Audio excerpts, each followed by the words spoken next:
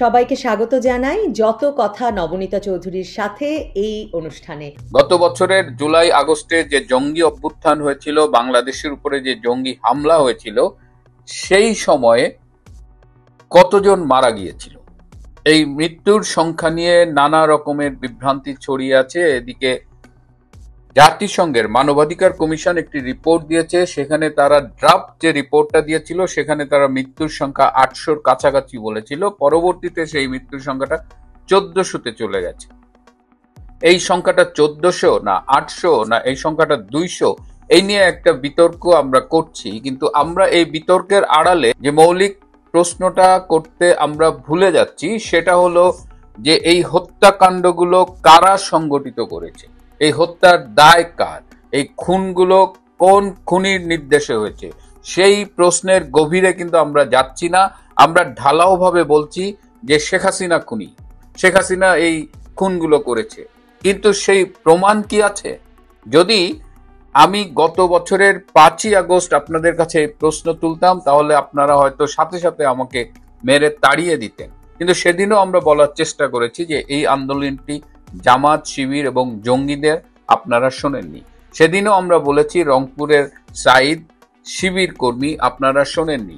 সেদিনও আমরা বলেছি রংপুরের আবু সাইদকে শিবির নিজেরা হত্যা করেছে, আপনারা শোনেননি। কিন্তু আজকে যখন প্রায় 16 মাস হয়ে গেল, এই সময় যখন আমি বলছি তখন আজকে এত এত প্রমাণ আছে আমাদের কথার সপক্ষে যে আজকে আমাদের আসলে আবার দাবি তুলতে হবে যে জুলাই আগস্টের হত্যাকাণ্ডের জন্য দায়ীকে, এই হত্যাকাণ্ডের প্রকৃত খুনিকে। এবং আসুন আজকে আমি আপনাদের সামনে প্রমাণ করে দেব, এবং এই প্রমাণগুলো কিন্তু আমরা জেনারেট করিনি, এই প্রমাণগুলো ইনুসের জঙ্গি বাহিনী দিয়েছে। প্রথমে আমি আপনাদের কাছে অনুরোধ করব এই ছোট্ট ভিডিও ক্লিপটি দেখুন। আমার কাছে আশ্চর্য লাগছে যে যা বক্তব্য শুনলাম, সে বক্তব্যতে মনে হচ্ছে পুলিশের ফায়ারিং এ কম লাগছে, এদের সিভিলিয়ান ড্রেসে হাতে 7.62, আপনারা নিজে দেখছেন 7.62 মানে 7.62 রাইফেল। এখন ইনভেস্টিগেশন করার, ম্যাসিভ ইনভেস্টিগেশন দরকার যে এরা কারা, কাদের হাতে এই রাইফেল, যেটা প্রহিবিটেড রাইফেল, কাদের হাতে এটা আসছে, এই এলাকাতে কে কারা দিচ্ছে। এখানে শটগানও আছে, এখানে আমি যে কজনের দেখলাম, আমাদের ডাক্তার সাহেব যেগুলো দেখালেন এগুলো পুরো বুলেট 7.62। তো এইটা খুবই আমি বলবো যে উদ্বেগজনক। একটা পুলিশের হাতে আছে, ইউনিফর্মে তার হাতে আছে, কিন্তু সিভিল ড্রেসে কারা আনসার এলাকাতে গিয়ে, তারা বাইরেও হয় নাই, তারা কিন্তু আনসার গেটের মধ্যে তাদেরকে এরকমভাবে ফায়ার করছে। আরও নাকি এখানে তো মাত্র 7-8 জন, ওদের আনসার যে হসপিটাল ফ্যাসিলিটি সেখানেও আছে। এটা খুবই মারাত্মক। মানে তার মানে হচ্ছে যে আমরা সিভিলিয়ানকে আর্ম করেছি। ডক্টর ইউনূস যখন প্রথম দায়িত্ব নেয় গত বছরের 8ই আগস্ট, তখন স্বরাষ্ট্র উপদেষ্টার দায়িত্ব পেয়েছিলেন ব্রিগেডিয়ার অবসরপ্রাপ্ত সাখাওয়াত হোসেন। এবং এই সাখাওয়াত হোসেন দেখেন সিএমএইচে আহত আনসারদের দেখে আসবার পরে তিনি বলেছিলেন যে গুলিগুলো করা হয়েছে সেটি 7.62 রাইফেলের গুলি, যেটা সাধারণত পুলিশের কাছে থাকে না রাস্তায় যারা ডিউটি করে, এবং এই অস্ত্র সিভিলিয়ানদের হাতে চলে গিয়েছিল বলে তিনি সন্দেহ পোষণ করেছেন। সিভিলিয়ানরা আসলে কারা? আমরা কিন্তু এর আগে একটা ভিডিওতে দেখেছিলাম, আমার অনেক আগের একটা শোতেও দেখিয়েছিলাম যে বোরকা পরিহিত একজন, তার হাতে একটা AK-47 রাইফেল, এবং তিনি ভিড়ের মধ্য দিয়ে গিয়ে সেটা সেনাবাহিনীর ট্রাকে একজন সৈনিকের হাতে তুলে দিচ্ছেন। তো এখন ব্রিগেডিয়ার শাওকাত যেহেতু সিভিলিয়ানদের কথা বলছেন, আসেন আমরা একটু একজন সিভিলিয়ানের স্বীকারোক্তি একটু দেখি। আন্দোলনে মাঠে ছিলাম আমরা, যারা সেনাবাহিনী কর্মকর্তা তারা, আমরা গ্রেনেড দিয়ে খেলেছি, আমরা বুলেট ফায়ার করেছি, আমরা জানি কিভাবে শত্রুর মোকাবেলা করতে হয়। তো আওয়ামী লীগ আমাদের শত্রু ছিল, ওদের মোকাবেলা করার জন্য মাঠে ছিলাম। দেখে বোঝা যাচ্ছে আমার ছেলে ওই স্নাইপার রাইফেল হাতে নিয়ে ছবি তুলেছে, আর এক হাতে আমার কমান্ডো নাইফ ছিল। স্নাইপার রাইফেল হাতে নিয়ে ছবি তুলেছে, আর এক হাতে আমার কমান্ডো নাইফ ছিল, যে জেনারেশন এত সচেতন, ওই জিনিসটা কিন্তু তারা খাবে না। এই শুভ আফ্রিদি সামরিক বাহিনী থেকে বরখাস্ত হওয়া একজন সাবেক অফিসার, এবং দেখেন সে নিজের মুখে স্বীকার করেছে। এটা কিন্তু তাকে দিয়ে কেউ জোর করে করেছে বা রিমান্ডে নিয়ে করিয়েছে তা না। এবার এই যে সম্প্রতি যে বহুল আলোচিত একটা রায় হলো, একটা অবৈধ আদালতে যে রায়টা হলো, সেখানে দেখেন সেখানে বিচার চলাকালীন অ্যাডভোকেট তাজুল কি বলেছে এবং তার বক্তব্যগুলো সাথে সাথে খণ্ডন করে আমি একই সাথে ভিডিওগুলো একটু দেখাচ্ছি, আপনারা একটু কাইন্ডলি দেখবেন। আসামি শেখ হাসিনার ফোন আলাপের থেকে আরো জানা যায় তার ষড়যন্ত্রমূলক পরিকল্পনায় দলীয় সশস্ত্র ক্যাডার বাহিনীর মাধ্যমে সেতু ভবন, বিটিবি ভবন, মেট্রো রেল স্টেশন সহ রাষ্ট্রীয় গুরুত্বপূর্ণ কিছু স্থাপনা কি পয়েন্ট ইনস্টলেশন অগ্নিসংযোগের মাধ্যমে পুড়িয়ে দিয়ে আন্দোলনকে ভিন্ন খাতে প্রবাহিত করার জন্য আন্দোলনরত ছাত্র জনতার উপর দায় চাপিয়ে দেওয়ার মাধ্যমে অন্যান্য অমানবিক আচরণ বা আদার ইনহিউম্যান অ্যাক্ট সংগঠন করেন। তখন কি তোমরা একটার হামলা করেছিলে?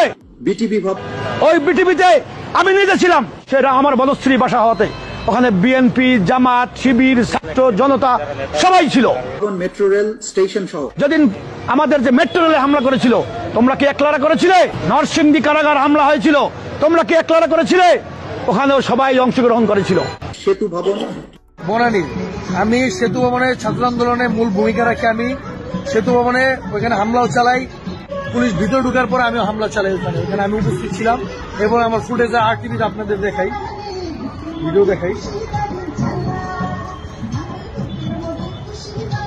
সেই সজল, আমি হাসিনার পতনের মূল ভূমিকায় সজল আমি। এই যে আমার ভিডিও, এই যে এটা হচ্ছে ৭১ টেলিভিশনের, এই যে আমি, আর এই যে আরটিভিতে সেতু ভবনের ফুটেজ, এই যে আমি, এই যে এটা আমি কিং সজল। আইন যদি মানতে যেতাম তাহলে কিন্তু এই বিপ্লবগুলো হতো না। মেট্রো রেল, যদি মেট্রো রেলে আগুন না দেওয়া হতো, যদি পুলিশদেরকে না মারা হতো, তাহলে বিপ্লবটা এত সহজেই অর্জিত হতো না, কিংবা ফ্যাসিবাদের পতন নিশ্চিত করা যেত না। যদি মেট্রো রেলে আগুন না দেওয়া হতো, যদি পুলিশদেরকে না মারা হতো, তাহলে বিপ্লবটা এত সহজেই অর্জিত হতো না, কিংবা ফ্যাসিবাদের পতন নিশ্চিত করা যেত না। আমি নিজে পুলিশের সাথে মারামারি করেছি, পুলিশের গায়ে হাত দিয়েছি। এখন যদি কোনো মতে যদি শেখ হাসিনা ফিরে আসে, সে আর জোর করে কিছু করা লাগবে না, সে রাষ্ট্রীয় নিয়মে আমাকে ফাঁসি দিতে পারবে। দেখেন যে প্রত্যেকটা মিথ্যে দাবি যেগুলো তিনি আইসিটির সামনে দাঁড়িয়ে করেছেন, প্রত্যেকটা তাদের পক্ষের লোকই কিন্তু আবার বিভিন্ন সময়ে প্রমাণ দিয়ে দিয়েছে। তারা মেট্রো রেল ভেঙেছে, তারা সেতু ভবন ভেঙেছে, এবং এই প্রমাণগুলো থাকা সত্ত্বেও আমি জানি না শেখ হাসিনার পক্ষে যিনি রাষ্ট্র কর্তৃক নিয়োজিত আইনজীবী ছিলেন, যিনি ফাঁসির রায়ের পরে হাসতে হাসতে বলেছিলেন ভীষণ কষ্ট পেয়েছেন, সেই লোক এই প্রমাণগুলো আদালতের সামনে দিয়েছেন কিনা, এবং দিলেও কোনো লাভ হতো না, কারণ এই রায় পূর্ব নির্ধারিত এবং এই রায়ের আউটলাইন আগে থেকেই করা ছিল।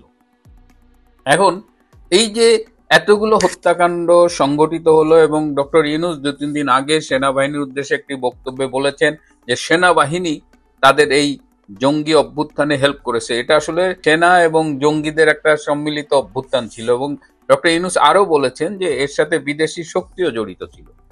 আমরা বলি যে ডক্টর ইউনূস এর আগে যিনি মাহফুজ নামের একটা বাচ্চা ছেলেকে নিউ ইয়র্কে বলেছেন মাস্টার মাইন্ড, কিন্তু ডক্টর ইউনূস নিজে মাস্টার মাইন্ড ছিলেন, এবং ডক্টর ইউনূস এই যে বিদেশে বসে দেশ বিরোধী ষড়যন্ত্র, শেখ হাসিনা বিরোধী ষড়যন্ত্র, সেখানে ফান্ডিং করেছেন। আগস্টের ৫ তারিখের আগে তিনি প্যারিসে ছিলেন, তখনও তিনি ফোনে অনেকের সাথে যোগাযোগ করেছেন, এবং তিনি যে ফান্ডিং করেছেন তার প্রমাণটা একটু দেখেন। ইউনূস সাহেবের কিন্তু এই আন্দোলনে অনেকেই জানেন না, ওনার কিন্তু একটি বড় ভূমিকা ছিল। উনি, আমি অন এয়ারে কথা বলছি, উনি একটি লবিং ফার্ম হায়ার করেছিলেন। ওই লবিং ফার্মের সাথে আমরাও কাজ করতাম, অর্থাৎ ওই লবিং ফার্মকে আমরাও ব্যবহার করেছি। ওনার টাকা খরচ করে, ওনার প্রতিষ্ঠানের টাকা খরচ করে শেখ হাসিনার বিরুদ্ধে উনি টাকা খরচ করে বিদেশের মাটিতে নট অনলি উনি পার্সোনালি কাজ করেছেন, উনি লবিং ফার্ম হায়ার করে কাজ করেছেন। যে কয়েকটা গোষ্ঠী আওয়ামী লীগ সরকারের ফেসিজমের বিরুদ্ধে আন্তর্জাতিক বিশ্বে কাজ করেছে, জামাত এবং ডক্টর ইউনূস হচ্ছে তারা দুইটা স্টেক হোল্ডার্স। সুতরাং ডক্টর ইউনূস এই যে কাজগুলো করেছেন, আমি কিন্তু সেখানে টার্মস দেখেছি, তারা কোন টার্মস এর ভিত্তিতে এগ্রিমেন্টটা করেছে। তো বিদেশি লবিং ফার্মরা তো অনেক টাকা চার্জ করে, তো সেখানে রিটেন এগ্রিমেন্ট হয়।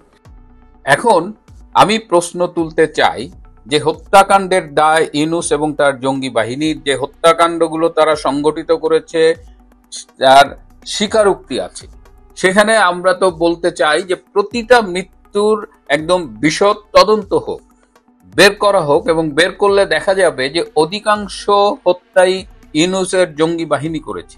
কিছু হত্যা পুলিশ করেছে, ইটস ট্রু, কারণ যখন রাষ্ট্রীয় গুরুত্বপূর্ণ স্থাপনা আক্রান্ত হয় তখন হয়তো তার স্থানীয় ম্যাজিস্ট্রেট বা যারা থাকে তাদের নির্দেশে হয়তো পুলিশ গুলি করে এবং সেই গুলিতে কিছু ক্যাজুয়ালিটি হতে পারে। কিন্তু একথা জোর দিয়ে বলা যায় যে এই মৃত্যুর অধিকাংশই ইউনূসের কিলার বাহিনী দ্বারা সংঘটিত হয়েছে।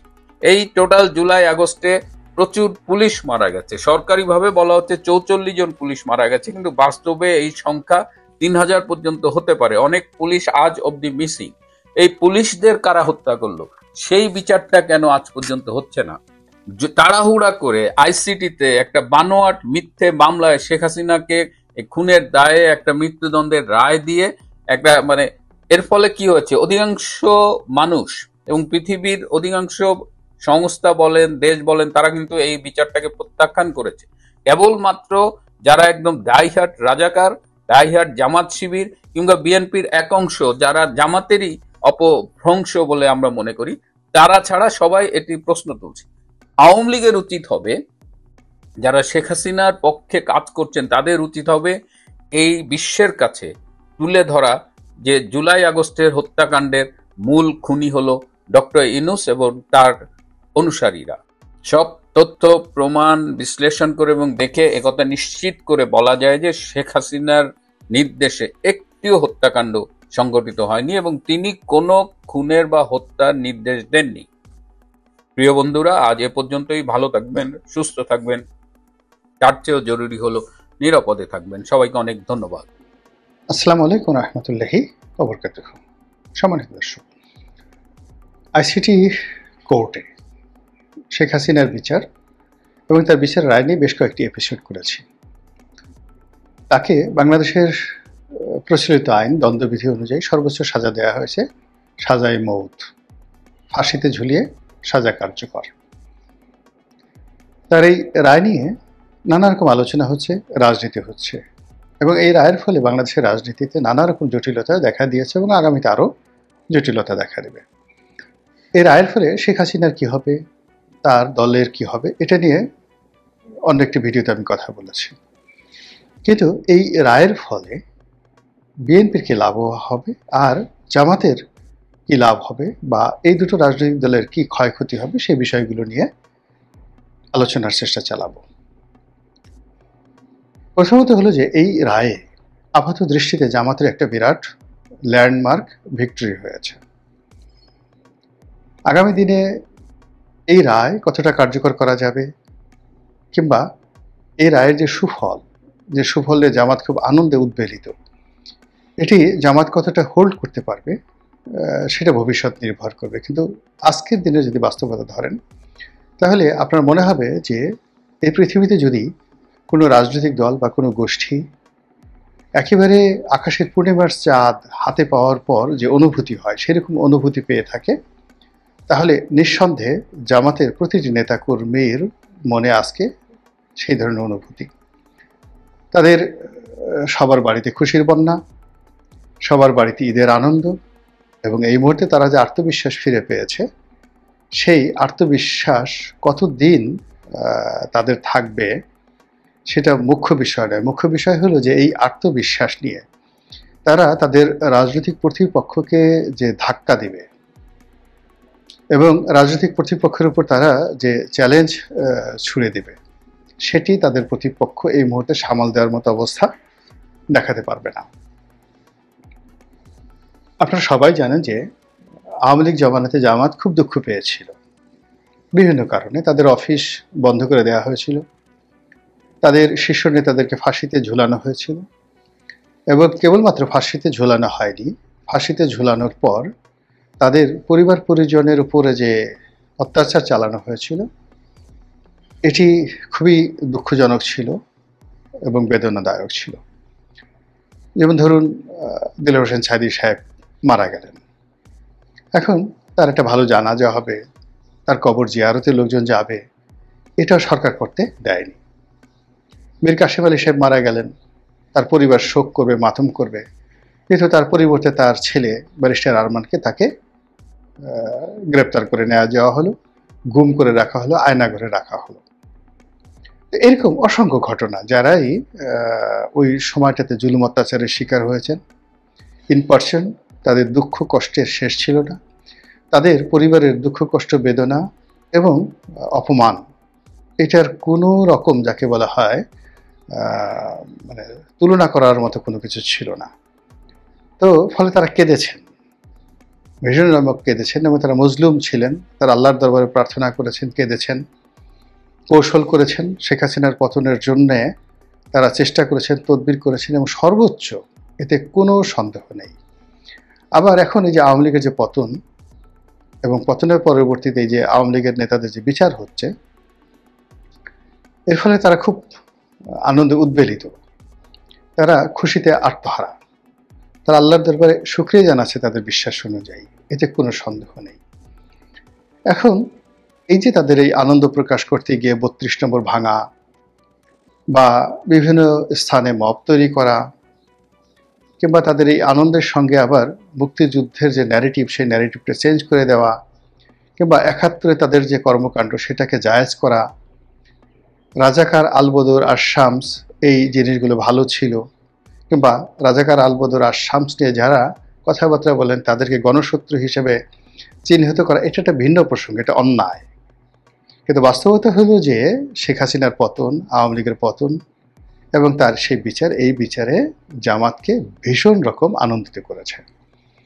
এবং আপনারা জানেন যে মানুষের সফলতার একটা বিরাট অংশ নির্ভর করে তার আত্মবিশ্বাস।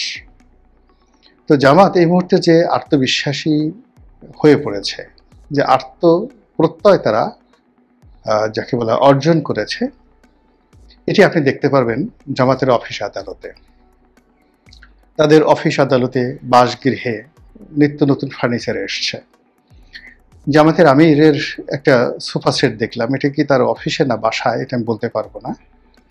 তো এই সোফা সেটগুলো রাজকীয় সোফা সেট, মানে যমুনাতে বা প্রধানমন্ত্রীর কার্যালয়ে বা বেগম জিয়ার যে একেবারে পার্সোনাল রুমে, অফিসিয়াল রুমে তিনি যে সোফা সেট ব্যবহার করতেন, ঠিক একই মানের সোফা সেট জামাতের আমিরের জন্য আনা হয়েছে। এবং মেহমান কয়েকজন ফরেন ডিপ্লোম্যাট তার সাথে দেখা করেছেন, এবং সেখানে আমি দেখলাম যে সম্ভবত লিগেসি ফার্নিচারের সেই রাজকীয় সোফা সেটে তারা বসছেন, মধ্যে সেই জামাতের লোগো এবং যে পর্দা সেট আপ করা হয়েছে, তারা ধরেই নিয়েছে যে আগামীতে জামাত ক্ষমতায় আসবে এবং জামাতের আমিরুল মোমিনিন, কাজী তার যে মর্যাদা, তার যে সিংহাসন, তার যে আসন, তার যে প্রতিবেশ বা পরিবেশ, এর সব কিছুই এই রাষ্ট্রের প্রধান ব্যক্তি, তার সে স্ট্যাটাস, মান, মর্যাদা অনুযায়ী করতে হবে, এবং সেই কাজটি তারা করে চলেছেন।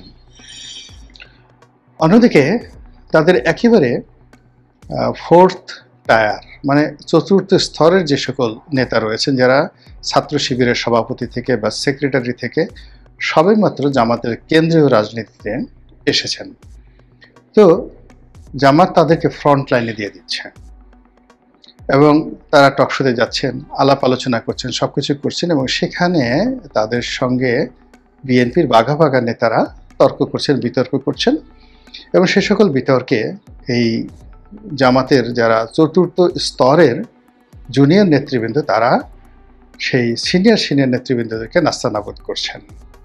এটা তাদের আত্মবিশ্বাসের ফল, যে তারা এখন যে পর্যায়ে আছে সেখানে আমিরে জামাত কিংবা জামাতের মহাসচিব কিংবা তাদের নায়েবে আমির আবদুল্লাহ মোহাম্মদ তাহের, তারা টকশোতে যাবেন, সভা সমিতি সেমিনারে গিয়ে কথাবার্তা বলবেন, এবং তাদের সঙ্গে এক টেবিলে বসে, এক স্তরে বসে কথা বলার যোগ্যতা এই মুহূর্তে বাংলাদেশে কোনো রাজনৈতিক দলের আছে, এটা জামাত মনে করে না। এই যে তাদের আত্মবিশ্বাস, এই যে তাদের দৃষ্টিভঙ্গি, এই দৃষ্টিভঙ্গির বাইরে যে গ্লোবাল পার্সপেক্ট রয়েছে বা প্রসপেক্ট রয়েছে, আমি শব্দটা বলতে চেয়েছিলাম পার্সপেক্টিভ। তো সেই বিশ্বের যে এখন পরিস্থিতি এবং প্রেক্ষাপট, সেখানে দক্ষিণ পন্থা যারা অবলম্বন করেন রাজনৈতিক দলগুলো, কট্টরপন্থী রাজনৈতিক দলগুলো, তাদের জয় জয়কার। ভারতের নরেন্দ্র মোদী,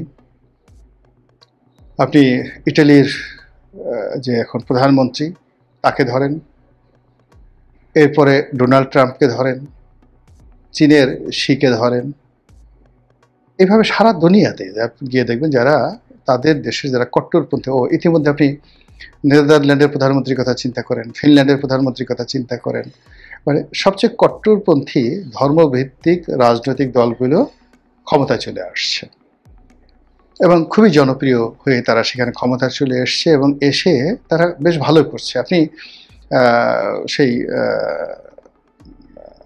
যে ইটালির যে প্রধানমন্ত্রী তাকে তো এখন বলা হচ্ছে দ্বিতীয় মুসোলিনি, কিন্তু তিনি যেভাবে সারা ইটালিতে যে সাড়া ফেলে দিয়েছেন, দুনিয়াতে যেভাবে সাড়া ফেলে দিয়েছেন, তার যে জনপ্রিয়তা সেই তুলনায় তার যে কনজারভেটিভনেস রয়েছে, সেই কনজারভেটিভনেসের তুলনায় জামাত অনেকটা লিবারেল। একই অবস্থা যদি আপনি পুতিনের ক্ষেত্রে ধরেন, সেখানে তো একেবারে রীতিমতো সেই জারের মতো তিনি ক্ষমতা ভোগ করছেন। তো সব ক্ষেত্রে মধ্যপ্রাচ্যের কথা তো বাদই দিলাম, তুরস্কের কথা বাদ দিলাম, সব জায়গাতেই দক্ষিণপন্থী রাজনীতিবিদদের জয় জয়কার। সেক্ষেত্রে জামাত আন্তর্জাতিক অঙ্গনে যে বন্ধু পাচ্ছে, সহযোগিতা পাচ্ছে, অ্যালাইড পাচ্ছে, এটি জামাতের প্রতিপক্ষ যারা আছে তাদের নেই। এখন জামাতের এই জয় জয়কার দিয়ে তারা যদি একটা খিলাফত প্রতিষ্ঠা করে, আফগানিস্তানের মতো একটা শাসন ব্যবস্থা তারা চালু করে, পাকিস্তানের মতো যদি একটা সারিয়া ভিত্তিক রাষ্ট্র তারা কায়েম করে এবং তাদের সঙ্গে যদি মিলিটারি ব্যুরোক্রেসি, আমেরিকা এবং অন্যান্য দেশের একটা নেগোসিয়েশন থাকে, এবং আমাদের দেশে যেভাবে তিনটি নির্বাচনে রাষ্ট্র ক্ষমতা আসার জন্য ভোট দরকার হয়নি, শুধুমাত্র রেজাল্ট দরকার হয়েছে। ভোট দরকার হয়নি, কেবলমাত্র ডান্ডা দরকার হয়েছে। ভোট দরকার হয়নি, কেবলমাত্র নির্লজ্জতা, বেহায়াপনার দরকার হয়েছে। ভোট কেন্দ্রে ভোটার যায়নি 5%, তারা বলেছে ভোটার হয়েছে 70%। তো এই জিনিসগুলো আমাদের লোকজন গত 15 বছর যাবৎ মেনে নিয়েছে। কাজে এখানে রাতারাতি আপনি এদেরকে ঘি খাওয়াবেন, পোলাও খাওয়াবেন, আমেরিকার মতো ভোট দিবেন, এটা হিতে বিপরীত হতে পারে। তো সেই ক্ষেত্রে যদি আবার একটা সাজানো নির্বাচন হয়, আবার একটা আমিদামি নির্বাচন হয়, আবার একটা রাতের ভোট হয়, আবার একটা ফলাফল তৈরি করা হয় এবং আবার একটি কেবল ওদের ঘোষণা বিনা প্রতিদ্বন্দ্বিতা নির্বাচন হয়, সেক্ষেত্রে যদি জামাতের মতো একটা দল বা তাদের অ্যালাইড ক্ষমতা একবার বসে যায়, তাদেরকে 5 বছর, 10 বছর, 20 বছর ক্ষমতা থেকে সরানো যাবে, এটা মানুষজন বিশ্বাস করে না। শেখ হাসিনা যদি 15 বছর থাকতে পারেন, তাহলে জামাত কেন পারবে না? এই যে একটা বিশ্বাস তৈরি হয়েছে এবং এটার বিশ্বাসের পিছনে যে কর্মকাণ্ডগুলো চালু হয়ে গেছে, এটি জামাতের জন্য আপাত দৃষ্টিতে শুভকর মনে হতে পারে, জামাতকে অপ্রতিরোধ্য মনে হতে পারে, আবার এটার অ্যাগেনস্টে জামাতের রাজনীতি সারা জীবনের জন্য নির্মূল হয়ে যেতে পারে। বাংলাদেশ থেকে জামাতের নামগন্ধ মানে দূর হয়ে যেতে পারে, সেটা অন্য একটা প্রসঙ্গ, আলাদা কথা বলবো। এখন শুধুমাত্র পজিটিভ কথা বলি।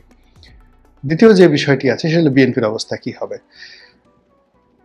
বিএনপি এখানে মূলত সবাইকে পাত্তা দিয়ে রাজনীতি করতে চাচ্ছে। বিএনপি একেবারে শতভাগ নিশ্চিত যে একটা নির্বাচন হওয়া দরকার, আর নির্বাচন যেভাবেই হোক নির্বাচনের মাঠ তাদের নিয়ন্ত্রণে থাকবে এবং তফসিল ঘোষণা করার পরে বাংলাদেশে কোথাও জামাতের লোকজন দাঁড়াতে পারবে না। তারা ভোট কাটা বলেন, ভোটার উপস্থিতি বলেন, তাদের পক্ষে সিল পিটানো বলেন, বা তাদের পক্ষে যারা ভোট দেবেন তাদের সেই ভোট গ্রহণ বলেন, মানে নেতিবাচক ইতিবাচক সব কিছুই বিএনপির পক্ষে যাবে। সেই কারণে বিএনপি কাউকে শত্রু বানাতে চাচ্ছে না। এই মুহূর্তে বিএনপির যে ব্যাকবোন থাকা দরকার ছিল, বিএনপির যে কথাবার্তা বলার দরকার ছিল, সেই কথাগুলো তারা বলছেন না। আর সেই কথাগুলো না বলার কারণে তাদের যে রাজনীতির প্রজ্ঞা, তাদের যে মেরুদণ্ড, তাদের যে ব্যক্তিত্ব, সমস্ত কিছু অবদমিত হয়ে যাচ্ছে। আর রাজনীতিতে বিশ্বাস হারিয়ে ফেললে কখনোই সে বিশ্বাস ফিরে পাওয়া যায় না। বহু বছর মেডিটেশন করে সেই বিশ্বাস আনতে হয়।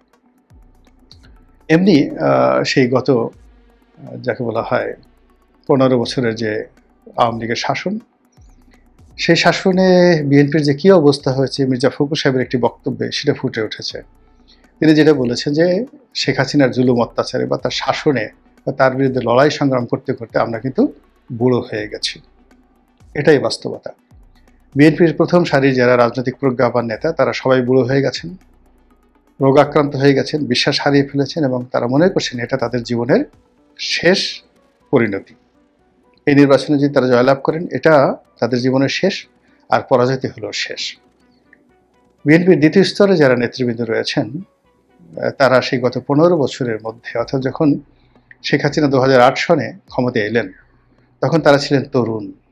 ফলে তাদের এই যে 15 বছরে পালিয়ে থাকা, তাদের দুর্বিষহ জীবন, অসহায়ত্ব, পরিবার ভেঙে যাওয়া, অর্থনৈতিক মেরুদণ্ড ভেঙে যাওয়া, সব মিলে তারা যে টেরিবল অবস্থার মধ্যে আছেন সেই টেরিবল অবস্থা তারা কাটিয়ে উঠতে পারেননি, বরং এই যে সুসময় সেই সুসময়টা তাদের অনেকের জন্য বুমেরাং হয়ে পড়েছে। বেশিরভাগ নেতাকর্মী অহংকারী হয়ে পড়েছেন, অনেকে দুর্নীতির সাথে জড়িয়ে পড়েছেন, অনেকে দখল চাঁদাবাজির সাথে জড়িত হয়ে পড়েছেন। ফলে তাদের রাজনৈতিক ভবিষ্যৎ পরিপূর্ণভাবে বলতে গেলে ধ্বংস হয়ে গেছে। আর যারা একেবারে তরুণ ছাত্রদল করেন, তারা রীতিমতো স্বপ্নের ঘুরে ফিরছেন। ঘুম থেকে উঠে সকালবেলা যদি আপনি দেখেন আপনার রুমের মধ্যে একটা পরী ঢুকে গেছে, তো পরী আপনাকে বলছে যে আমি পরিস্থানে রাজকন্যা, আমাকে তুমি বিয়ে করো, আমি তোমাকে এখন উড়িয়ে পরিস্থানে নিয়ে যাব, সেখানে গিয়েই তুমি রাজা হয়ে যাবে। তখন আপনার মধ্যে যে ধরনের একটা আনন্দ হবে, পরীকে দেখলে আপনার মনের মধ্যে যে ধরনের একটা প্রতিক্রিয়া হবে, এখন এই চলমান অবস্থায় বিএনপির যাদের বয়স 30 বছরের নিচে তাদের অবস্থা তাই হয়েছে। ফলে তারা যেখানে ময়লার আবর্জনা আছে, মানে ময়লার যে ভাগাড়, সেটাকে মনে করছে স্বর্ণভাণ্ডার, আর যেটা স্বর্ণভাণ্ডার সেটাকে তারা ময়লার ভাগাড় মনে করছে। স্বর্ণভাণ্ডার হলো জনগণের ভোট, সেটাকে তারা প্রয়োজন মনে করছেন না। আর ময়লার ভাগাড় বলতে যেখানে চাঁদাবাজি, দুর্নীতি, অনিয়ম, দখলবাজি রয়েছে, সেই জায়গাগুলোকে তারা পরিস্থান মনে করছেন। ফলে বিএনপির যারা কেন্দ্রীয় কমান্ড রয়েছেন, শীর্ষ নেতৃবৃন্দ রয়েছেন, তারা এই সুযোগটিকে কাজে লাগাতে পারছেন না। ঠিক এই অবস্থাতে শেখ হাসিনার যে মামলার রায়, এই রায় আগামীতে যাকে বলা হয় ফাঁসির শত শত ফাঁসির রশি হয়ে বিএনপির যে সকল নেতাকর্মী রয়েছেন তাদের সকলের ঘুম হারাম করে দেবে। এর কারণ হলো আপনারা জানেন যে ক্রিমিনাল কেস, সেই ক্রিমিনাল কেস কখনো পুরনো হয় না। ফলে 2001 থেকে 2006 পর্যন্ত বিএনপির শাসনামল, ওই সময়টাতে যে সকল কথাবার্তা হয়েছে, যে সকল হত্যাকাণ্ড হয়েছে, যে সকল গুম হয়েছে, এমনকি ওই সময়তে অপারেশন ক্লিন হার্ট হয়েছে, ওই সময়তে র্যাবের ক্রস ফায়ার হয়েছে, যা কিছু হয়েছে সব কিছুকেই এই যে আদালতে শেখ হাসিনার বিচার হয়েছে, সেই আদালতে আবার সেই বিষয়গুলো নিয়ে বিচার হতে পারে, কোনো বাধা নেই। Anyone can do. Jamaat ক্ষমতা এসে জামাত এটা শুরু করতে পারে, কিংবা ডক্টর মোহাম্মদ ইউনূস যদি এখন চেষ্টা করে শুরু করতে পারে, কিংবা এখন যারা প্রসিকিউটর রয়েছেন তারা যদি সেই অপারেশন ক্লিন হার্টকে কগনিজেন্সে নিয়ে সেটাকে তদন্ত করে যদি ওই সময়ের যারা দায়ী ব্যক্তি ছিলেন তাদেরকে এই মুহূর্তে বিচারের আওতায় আনেন, কিচ্ছু বলার থাকবে না বিএনপির। এর কারণ হলো বিএনপি ইতিমধ্যে শেখ হাসিনার বিচারটিকে একটি যুগান্তকারী বিচার বলেছে, এটিকে ন্যায় বিচার বলেছে, আইনের শাসন বলেছে, এবং এটিকে একটি যাকে বলা হয় ল্যান্ডমার্ক মাইলস্টোন হিসেবে ঘোষণা করেছে। তো কাজেই তাদের জমানার যে সকল অনিয়ম হয়েছে, গোলাগুলি হয়েছে, মারামারি হয়েছে, যেভাবে ক্রস ফায়ার হয়েছে, সেই জিনিসগুলোতে বিচার আসতে পারে। এবং এগুলো বিএনপি যদি ক্ষমতায় না আসে, জামাত যদি ক্ষমতায় আসে, বা ডক্টর মোহাম্মদ ইউনূস যদি দীর্ঘমেয়াদে ক্ষমতায় থাকেন, তাহলে এটা লিখে রাখেন যে এই কাজগুলো অন্তত একটা সিঙ্গেল ঘটনা হলো এই কাজটি করা হবে, এতে কোনো সন্দেহ নেই। 21 আগস্ট গ্রেনেড হামলা নিয়ে আবার মামলা হবে, তারপরে 10 ট্রাক অস্ত্র নিয়ে আবার মামলা হবে, আরও অনেক কিছু মানবতা বিরোধী যে সকল কর্মকাণ্ড ঘটেছে। ওই যে আপনাদের মনে আছে যে বিদ্যুতের দাবিতে কানসাটে যে গোলাগুলি হয়েছিল, অনেকগুলো মানুষ মারা গিয়েছিল বিদ্যুতের দাবিতে, সেটা নিয়ে মামলা হবে। এবং সেই মামলা বিএনপিকে দমন করার জন্য বিএনপির যারা প্রতিপক্ষ তাদেরকে করতেই হবে, সেটা আওয়ামী লীগ হোক, জামাত হোক, এনসিপি হোক, তাদেরকে এই মামলা করতেই হবে। তো কাজেই এই দিন নয়, আরও দিন আছে, এই দিনকে নিয়ে যাবে সেই দিনের কাছে। এই যে শেখ হাসিনা রায় মামলা এবং এখন যে প্রক্রিয়াগুলো চলছে এটা থেমে থাকবে না। এবং একই কথা জনাব সালাউদ্দিন কাদের চৌধুরী তিনি বলে গিয়েছিলেন। এই তার বিরুদ্ধে যখন মামলা হচ্ছিল তখন তিনি খুব স্যাটায়ার করে বলেছিলেন যে আমি চাই এই আইসিটি কোর্ট এটার কর্মকাণ্ড অব্যাহত থাকুক এবং এখন যারা বিচার করছেন আগামী দিনে এই কোর্টে তাদের বিচার হোক। তো সালাউদ্দিন কাদের চৌধুরী সাহেবের সেই বক্তব্য এখন রীতিমতো ভাইরাল হয়ে ঘুরছে। ফলে এই জমানাতে শেখ হাসিনার যে বিচার হলো সেই বিচারগুলো আরো অনেকের জন্য যে হবে না, এমনকি মরণোত্তর বিচার হবে না, যারা মরে গেছেন তাদের বিরুদ্ধে যে বিচার হবে না এই কথা কিন্তু বলা যাচ্ছে না। মহান আল্লাহ আমাদের সবাইকে হেদায়েত দান করুন এবং হেফাজত করুন। আসসালামু আলাইকুম ওয়া রাহমাতুল্লাহি ওয়া বারাকাতুহু।